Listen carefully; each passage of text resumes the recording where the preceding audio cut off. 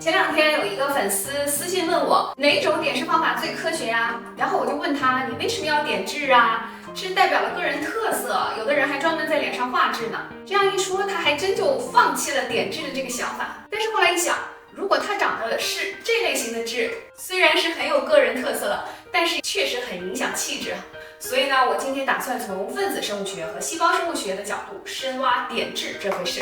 常看我们视频的老朋友一定知道，在表皮和真皮层之间的基底膜上呢，均匀分布着黑色素细胞，每一个细胞都像八爪鱼一样具有多个的突触。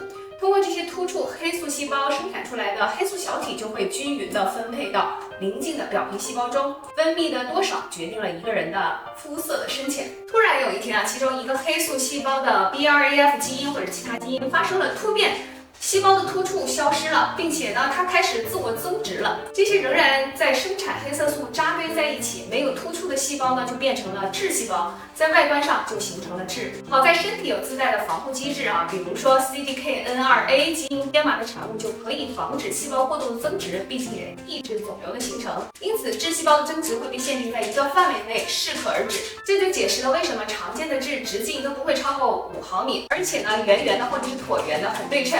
由于痣细胞没有突触，而且它很聚集，所以痣的边缘又会很清晰，颜色会很均匀，不会像斑点那样模糊不清。但是，一旦防护机制发生了突变，那么痣细胞呢就会摆脱束缚，肆意的生长。因此，如果你的痣直径大于6毫米，形状不规则，边缘不清晰，颜色不均匀，成人的痣发生了颜色或者大小的改变，甚至瘙痒流血，那就一定要尽快去医院检查。这些痣虽然大多也是良性的非典型痣了，但是也不排除是黑色素瘤的可能。有2种情况需要把痣除掉，一个呢是为了美，另一种呢是为了检查和治疗。第二种不在今天的讨论范围，我们今天主要讲怎么把最常见的良性痣去掉。根据痣细胞聚集的部位，常见的后天痣呢分成3种，聚集在基底膜上的叫交界痣，这种痣呢比较平，因为离表皮近，所以呢看起来颜色比较深。这种痣可以通过激光，比如说2氧化碳激光来切除。当部分基底膜中的痣细胞往下伸展到真皮层时，就形成了复合痣。痣越往下，颜色越浅，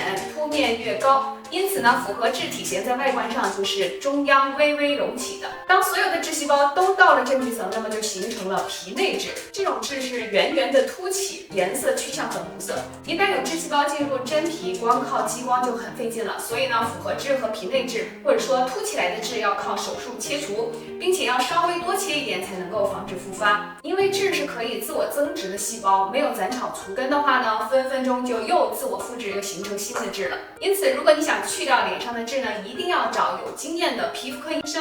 一方面是防复发，另一方面还要防止留下疤痕。至于社交媒体上那些偏方啊、药包，那就劝退吧。